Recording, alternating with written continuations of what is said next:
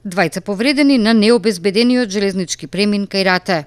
Вчера околу 14 часот се судриле машина за одржување на пругата која се движела од Тетово кон Скопје и Опел Корса, управувана од 35 годишен жител на Шемшово.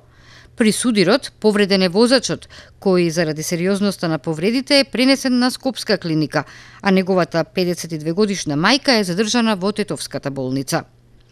Синоќа пак околу 22:30 во близината на стадионот кај гостиварско Сенокосе, 28-годишникот Пирок, управувајќи го своето Рено Клио, излетал од патот.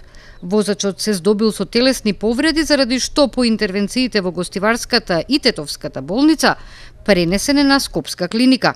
Првично, причината за несреќата во која е предизвикана материјална штета од околу 30.000 денари е пребрзото возење. Полицијата информира и за уште една кражба во возило пред Рамстор на излезот од Тетово.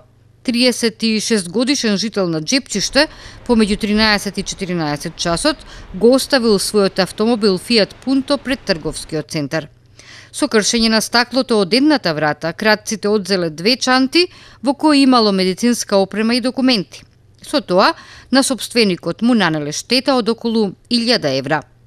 Уште еден жител на Джепчиште вчера околу Пладне е оштетен, овој пат за 1700 евра. На него му е уградено возилото Тико, кое незаклучено го оставил на улицата 29 ноември во Тетово.